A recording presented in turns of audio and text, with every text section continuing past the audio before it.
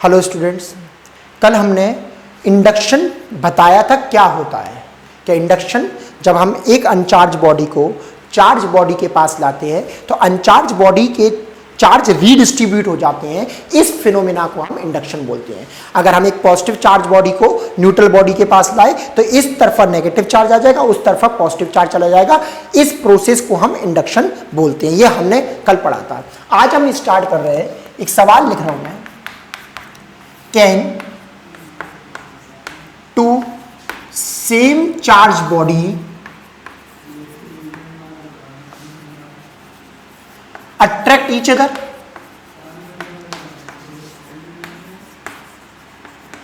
Can two same charge body attract each other? ये सवाल है। तो हम देखते हैं, एक बॉडी जिसके पास पॉजिटिव चार्ज है और एक बॉडी इसके पास भी पॉजिटिव चार्ज है, माना। ओके, फिर दो बॉडीज, मान लेते हैं कि Q बहुत छोटा है कैपिटल Q से, मतलब कैपिटल Q चार्ज बहुत बड़ा है, कैपिटल चार्ज Q बहुत बड़ा है। तो हम जानते हैं जो इंड्यूस चार्ज पैदा होता है, जो इंड्यूस चार्ज अपोजिट पैदा होता है, उसका फॉर्मूला होता है QI is equal to minus Q 1 minus 1 upon Q। ये इंड्यूस चार्ज का फॉर्मूला होता है, QI is equal to minus Q bracket के अंदर 1 माइनस 1 अपॉन K। मगर इस फॉर्मूले को हम बाद में बताएंगे आपको। मैं बताना चाह रहा हूं कि इंड्यूस चार्ज जो पैदा ड्राइव कराया जाएगा इसको, इंड्यूस चार्ज जो पैदा होता है वो डिपेंड करता है उसी बॉडी के चार्ज पर, है ना। तो ये बॉडी अगर इस पे इंडक्शन कर रही है तो जो इंड्यूस पैदा होगा वो इस चार्ज पर डिपेंड करेगा, और ये बॉडी अगर इस पर इंडक्शन पैदा कर रही है तो जो इंड्यूस पैदा होगा वो इस वाले चार्ज पर डिपेंड करेगा। जो बॉडी इंडक्शन करा रही है उस पर इंड्यूस चार्ज डिपेंड करता है, फॉर्मूला इसीलिए लिखा था। जो बॉडी इंडक्शन करा रही है उस पर ही इंड्यूस चार्ज डिपेंड करता है। मतलब ये बॉडी का चार्ज बहुत बड़ा है इन कंपैरिजन टू दिस, तो ये बॉडी पॉजिटिव चार्ज है तो ये नेगेटिव को खींचेगी, तो यहां पर नेगेटिव चार्ज बॉडी आ जाएगी, नेगेटिव चार्ज आ जाएगा। और ये पॉजिटिव छोटा है तो ये इधर नेगेटिव पैदा करेगा, कम। तो इस हिस्से में कम नेगेटिव ज्यादा पॉजिटिव, तो इधर पॉजिटिव हो जाएगा। इस हिस्से में ज्यादा नेगेटिव कम पॉजिटिव, तो इधर नेगेटिव हो जाएगा। तो ये पॉजिटिव और ये नेगेटिव, तो ये क्या हो जाएगा, अट्रैक्शन। क्या होगा, अट्रैक्ट। इधर रिपल्शन भी होगा मगर उस फोर्स की ताकत ज्यादा होगी, तो पास वाला अट्रैक्शन ये ज्यादा होगा और जो रिपल्शन हो रहा होगा वो कम होगा। इसी बात को आगे लिखें, कैन टू पॉइंट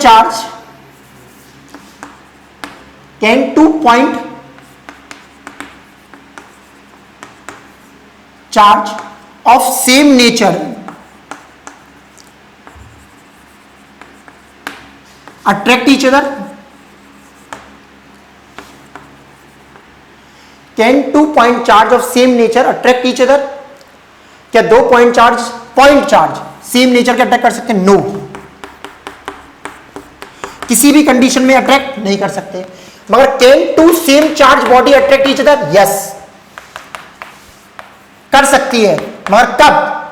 जब एक बॉडी का चार्ज दूसरी बॉडी के चार्ज से बहुत ज्यादा हो, when the charge of one body is much greater than the other body, तो अट्रैक्शन ज्यादा होगा और रिपल्शन कम होगा। तो यहां पर जो अट्रैक्शन है उसकी ताकत ज्यादा होगी इन कंपैरिजन टू रिपल्शन की। तो this is all about induction. Now we are going to start with motion of charge and next is charge density. और हमारे पास मोशन ऑफ चार्ज बचा है और चार्ज डेंसिटी बताया और चार्ज डिटेक्शन। ये चार्ज के 3 टॉपिक और बचे, नोट कर लीजिए इसको।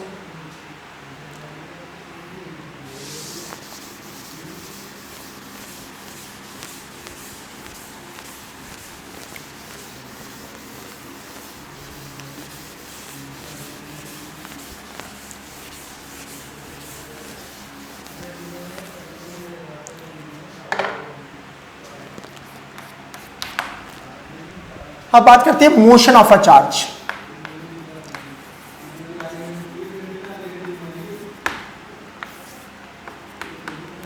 motion of a charge. First, if charge is at rest,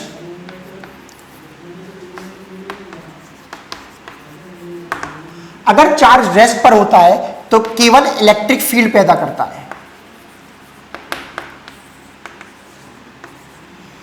if charge is at rest it generate, क्या जनरेट करता है? Electric field.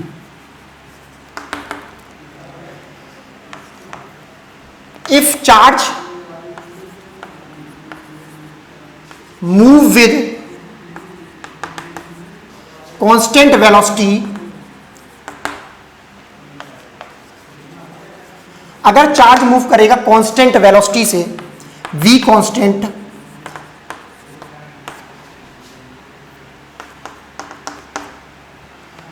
तो ये क्या जनरेट करेगा? Electric field, magnetic field, both. Electric field और मैग्नेटिक फील्ड दोनों पैदा करेगा। थर्ड, अगर इफ चार्ज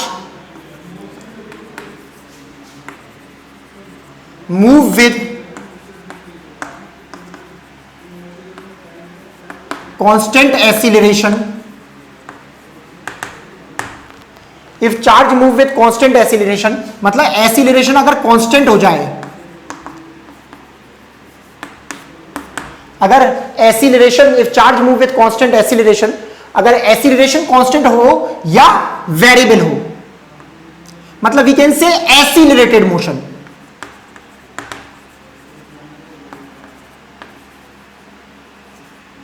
वेरिएबल एक्सीलरेशन, तो इस बात को हम ये भी लिख सकते हैं, एक्सीलरेटेड मोशन भी लिख सकते हैं। इस बात को हम एक्सीलरेटेड मोशन भी लिख सकते हैं। If charge move with accelerated,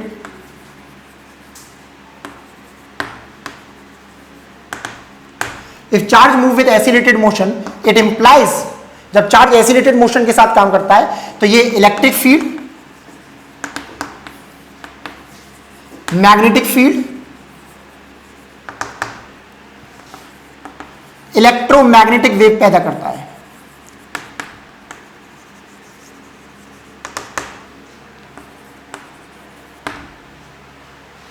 तो जब चार्ज रेस्ट पर होता है तो वो इलेक्ट्रिक फील्ड पैदा करता है केवल, और जब चार्ज कांस्टेंट वेलोसिटी से चल रहा होता है, मतलब जिसका एक्सीलरेशन 0 है, तो वो इलेक्ट्रिक फील्ड और मैग्नेटिक फील्ड पैदा करता है। और जब चार्ज एक्सीलरेटेड मोशन में होता है, मतलब चार्ज के पास एक्सीलरेशन होता है, मूव विद एक्सीलरेटेड मोशन, तो ये इलेक्ट्रिक फील्ड, मैग्नेटिक फील्ड और इलेक्ट्रोमैग्नेटिक वेव तीनों पैदा करता है। मतलब एक्सीलरेशन इज नॉन जीरो।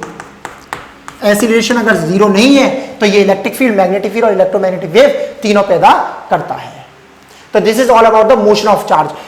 जब हम इलेक्ट्रोमैग्नेटिक वेव पढ़ेंगे तो उसके बारे में बहुत जानेंगे क्या होता है। अभी ये चार्ज से रिलेटेड सारी बातें सीखनी है, बस ओवरव्यू लेना है। तो जब चार्ज रेस्ट पर होता है तो वो इलेक्ट्रिक फील्ड जनरेट करता है। क्या होती है इलेक्ट्रिक फील्ड, वो पूरा चैप्टर है। और जब चार्ज मूव करता है कांस्टेंट वेलोसिटी से तो इलेक्ट्रिक फील्ड और मैग्नेटिक फील्ड पैदा करता है।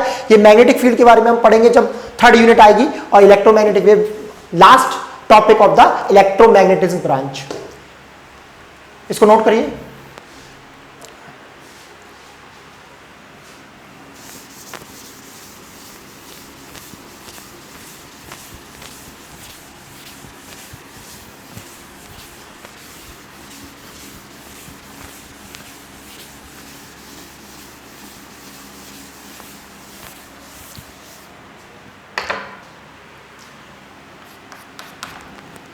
अब बात करते हैं चार्ज डिटेक्शन की, कैसे हम चार्ज को डिटेक्ट करें।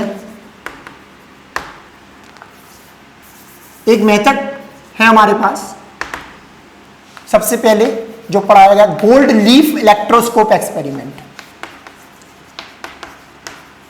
We can easily detect the nature of the charge.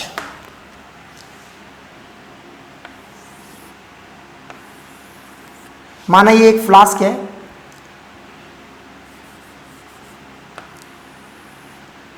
और यहां पर एक मेटल रॉड है, और मेटल रॉड से कनेक्टेड हमारे पास ये दो गोल्ड लीफ है। बिल्कुल फॉइल, एल्युमिनियम की फॉइल ले लीजिए या गोल्ड की फॉइल ले लीजिए। ये एक हमारे पास कोई कंटेनर है, यहां पर एक मेटल की रॉड है, और यहां एक स्फीयर है, स्फीयर। इस मेटल की रॉड से हमने जो कनेक्ट करा है वो दो या तो एल्युमिनियम की फॉइल ऐसे पेस्ट कर दीजिए लीफ के फॉर्म में, या गोल्ड की इस तरीके से, इट इज गोल्ड लीफ, पत्ती के फॉर्म में। तो या तो गोल्ड की ले लें या एल्युमिनियम की ले लें। ये मेटल रॉड है, ये एक मेटलिक स्फीयर है। अगर मैंने इसके पास एक चार्ज बॉडी को टच कर दिया,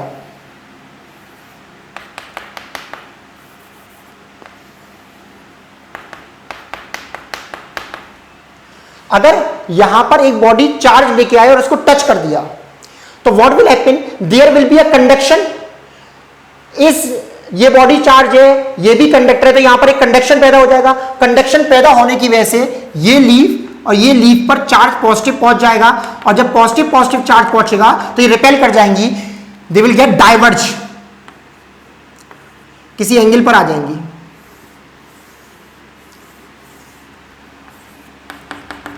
किसी एंगल पर आ जाएगी।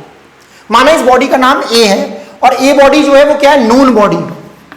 ए बॉडी क्या है हमारे पास, नोन बॉडी। और नोन बॉडी कैसी है बेटा, पॉजिटिव चार्ज बॉडी।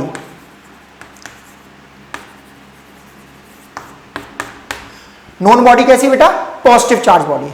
हमारे पास ए बॉडी, इसका नाम ए बॉडी जो कि पॉजिटिव चार्ज बॉडी है। हमारे पास ए बॉडी जो कि क्या है, पॉजिटिव चार्ज बॉडी है। इस पॉजिटिव चार्ज बॉडी को अगर हमने इससे टच कराया, there will be a conduction in this. Conduction की वजह से यहां से यहां चार्ज ट्रांसफर करेगा, चार्ज ट्रांसफर करने की वजह से चार्ज लीफ पर आएगा, और leaf will get diverge, positive positive repel हो जाएगा, तो ये डाइवर्ज कर जाएगी। अब एक मेरे पास बॉडी है बी, जो कि अननोन है,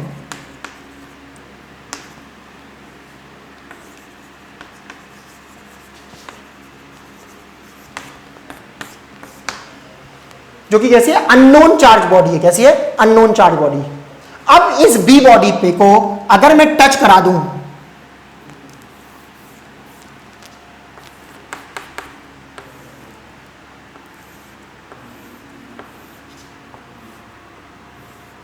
अगर हम इस बी बॉडी को टच करा दें, अब जो कि अननोन है हमारे पास,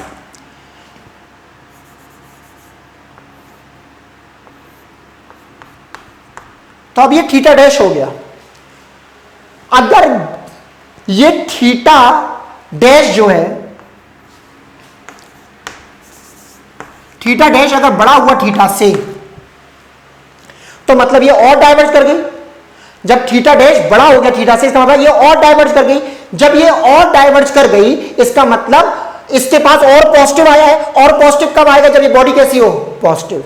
इसका मतलब जब थीटा डैश थीटा से बड़ा हो, तो ये बी बॉडी कैसी होगी, पॉजिटिवली चार्ज।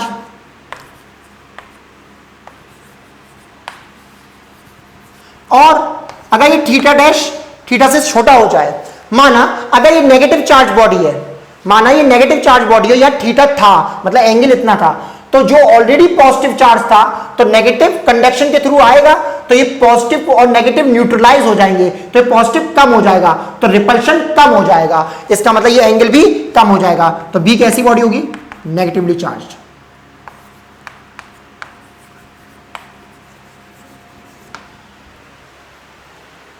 तो अगर एक सेंटेंस में बोले कि अगर हम किसी चार्ज बॉडी को, दैट इज नोन बॉडी, जिसका चार्ज पता है कैसा है, पॉजिटिव या नेगेटिव, अगर मैं एक बॉडी लूं जिसकी पोलरिटी चार्ज की पता है कि वो पॉजिटिव है या नेगेटिव है, अगर मैं एक बॉडी नोन लूं जिसकी पोलरिटी पता है पॉजिटिव है या नेगेटिव है, उसे मैंने इस गोल्ड लीफ इलेक्ट्रोस्कोप सेटअप पे टच करा दिया, तो ये गोल्ड लीफ जो होगी, ये एल्युमिनियम की फॉइल जो होगी, ये ऐसे डाइवर्ज कर जाएगी किसी एंगल पर, क्योंकि कंडक्शन के जरिए वो चार्ज यहां पर आ जाएगा और सेम चार्ज दोनों पे आएगा, तो देयर विल बी रिपल्शन। अब अगर बी बॉडी सेम नेचर की हुई, बी बॉडी अगर सेम नेचर की हुई, तो चार्ज और ज्यादा हो जाएगा, सेम चार्ज और ज्यादा हो जाएगा, तो रिपल्शन और बढ़ जाएगा। तो बी अगर सेम नेचर की हुई तो रिपल्शन बढ़ेगा, मतलब एंगल बढ़ेगा। और बी अगर अपोजिट नेचर की हुई, तो ये चार्ज पॉजिटिव जो है वो नेगेटिव के जरिए कम हो जाएगा, तो यहां पर जो पॉजिटिव बचेगा वो कम होगा, तो रिपल्शन कम होगा। तो इसका मतलब अगर थीटा डैश की value after touching a body B ज्यादा हो जाए, तो ये सेम नेचर चार्ज कहलाएगी बॉडी, और अगर कम हो जाए तो अपोजिट नेचर चार्ज कहलाएगी बॉडी। तो हमने चार्ज डिटेक्ट करने का मेथड देखा था, गोल्ड लीफ इलेक्ट्रोस्कोप एक्सपेरिमेंट हमने पढ़ा, उसमें हमने देखा कि नेचर बॉडी का किस चार्ज का होता है वो बता सकते हैं हम। अगर एक बॉडी को हम टच करें इलेक्ट्रोस्कोप के सेटअप से तो वो गोल्ड लीफ को डाइवर्ट कर देगा, फिर दोबारा अननोन बॉडी से टच करें तो डाइवर्जेंस अगर ज्यादा हो जाए तो वो बॉडी सेम नेचर की है, अगर डाइवर्जेंस कम हो जाए तो बॉडी अपोजिट नेचर की है। We can easily detect the nature of the charge. Now we will come with the charge density. Charge density, charge density तीन तरह की है बेटा, that is linear charge density,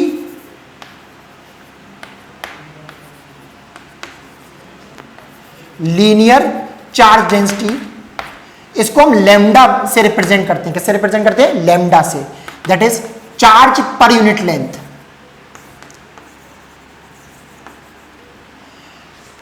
charge density को हम lambda से रिप्रेजेंट करते हैं, that is charge per unit length. Charge की यूनिट कूलम और लेंथ की क्या? मीटर। तो इसकी ऐसा यूनिट क्या होगी? Coulomb per metre. अभी कहां काम आता है? जैसे एक थिन वायर है, अब इस पे चार्ज डिस्ट्रीब्यूट करा हुआ है,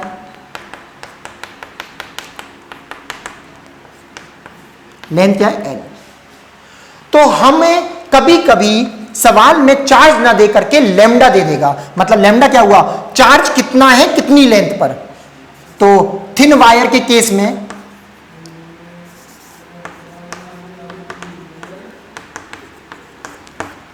थिन वायर के केस में जो चार्ज डिस्ट्रीब्यूट हो रहा है किसी भी वायर पे, थिन वायर के केस में चार्ज डिस्ट्रीब्यूट हो रहा है वो अक्रॉस द लेंथ होगा। तो अगर डायरेक्ट हमें चार्ज ना दे तो वो लैम्डा देगा, that is charge per unit length. ये बात समझ में आई? Second is surface charge density.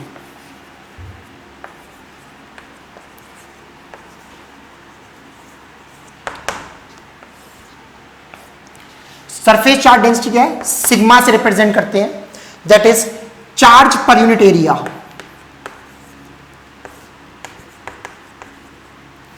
Charge upon area, charge की ऐसा यूनिट कूलम, एरिया की क्या है? Metre square. तो इसकी ऐसा यूनिट क्या हुई? कूलम पर मीटर स्क्वायर। इसकी ऐसा यूनिट क्या हुई? कूलम पर मीटर स्क्वायर। तो सरफेस चार्ज डेंसिटी मतलब किसी बॉडी पर चार्ज डिस्ट्रीब्यूट हो रहा है पर यूनिट एरिया, तो इसको बोलते हैं surface charge density. Like paper, sheet, इसका एग्जाम्पल क्या है? शीट। अगर हम किसी शीट पर चार्ज डिस्ट्रीब्यूट कर दें, अगर हम किसी शीट पर चार्ज डिस्ट्रीब्यूट कर दें तो वो चार्ज किस पर फैलेगा? एरिया पर।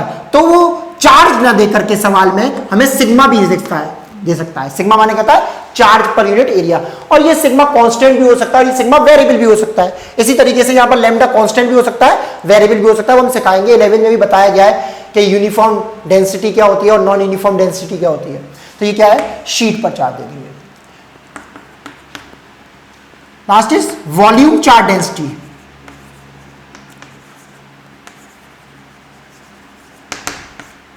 Volume charge density, volume charge density को हम रो से लिखते हैं, that is charge per unit volume. Charge per unit volume, charge की यूनिट कूलम, वॉल्यूम की metre square, it is coulomb पर मीटर क्यूब। तो इट इज कूलम पर मीटर क्यूब। और इसका एग्जाम्पल क्या है? जैसे हम किसी सिलेंडर को चार्ज दें, सॉलिड सिलेंडर को चार्ज दोगे तो वो पूरे सिलेंडर पे फैलेगा थ्रू आउट द वॉल्यूम। मतलब ये है कि हम किसी बॉडी को चार्ज दे रहे हैं तो वो उसके किस हिस्से पर फैल रहा है। अगर हम किसी बॉडी को चार्ज दे रहे हैं उसकी लेंथ पर फैल रहा है तो we can be given the lambda, हमें लैम्डा दिया होगा।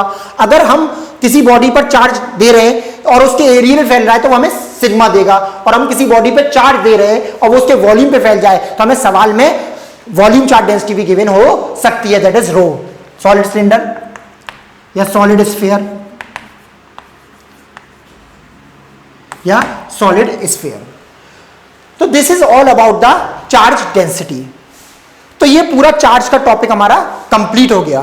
तो हमने पिछले 2 दिन में जो हमने चार्ज के बारे में पढ़ा, छोटी छोटी बातें पढ़ी, उसको मैं कंक्लूड करता हूं कि हमने यूनिट शुरू करी थी अपनी इलेक्ट्रोस्टैटिक्स। इलेक्ट्रोस्टैटिक्स का मतलब क्या है? It is a branch of physics which deals with the study of charges at rest और study of charges which are moving very slowly. फिर हमने पढ़ा व्हाट इज चार्ज। चार्ज है क्या? Charge it is a additional property of electron and proton, जिसकी वजह से वो इलेक्ट्रिक और मैग्नेटिक फील्ड पैदा करता है और महसूस भी करता है।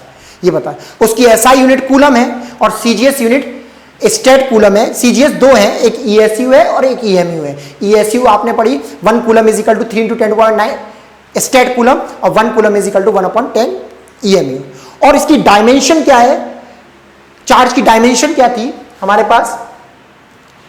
चार्ज इज ड्राइव्ड यूनिट, तो इसकी डायमेंशन हम लिख सकते हैं I is equal to Q/T। Derive quantity है तो I × T, तो I को हम एम्पियर से लिखेंगे और T को T से, कैपिटल T से। तो ये this is a dimension of charge, ये चार्ज की डायमेंशन है। उसके बाद हमने प्रॉपर्टीज पढ़ी, क्या प्रॉपर्टी ऑफ चार्ज क्या है? चार्ज क्वांटाइज्ड होता है, चार्ज कंजर्व्ड होता है, charge is invariant with speed होता है, repulsion is a sure test of charging होता है। ये सारी बातें हमने प्रॉपर्टीज में पढ़ी। फिर आज हमने डिस्कस किया, कल हमने डिस्कस किया था methods of charging. Method of charging क्या है? कंडक्शन। दो कंडक्टर्स को अगर हम जोड़ दें या टच कर दें तो एक बॉडी अगर अनचार्ज होगी तो वो चार्ज हो जाएगी। जो आफ्टर कंडक्शन चार्ज आता है वो मीन होता है अगर बॉडीज आइडेंटिकल हो, और अगर नॉन आइडेंटिकल हो तो वो directly proportional to the dimension of that body होता है। उसका भी डेरिवेशन होता है, वो हम देखेंगे। फिर हमने पढ़ा फ्रिक्शन की मदद से हम किसी इंसुलेटर बॉडी को हम कंडक्टर नहीं, इंसुलेटर बॉडी को फ्रिक्शन की मदद से हम चार्ज कर सकते हैं। किसी इंसुलेटर बॉडी को हम फ्रिक्शन की मदद से चार्ज कर सकते हैं, इंसुलेटर बॉडी को। फिर हमने देखा what is a induction process. ये इंडक्शन, फ्रिक्शन और कंडक्शन, ये तीनों मेथड है किसी बॉडी को चार्ज करने के लिए। और फिर मोशन होता है चार्ज का, तो क्या क्या जनरेट होता है उसके बारे में देखा, और किसी चार्ज को कैसे हम डिटेक्ट करते हैं, that is gold-leaf. And the last topic is charge density. Tomorrow we are going to start with our new topic, that is Coulomb's law.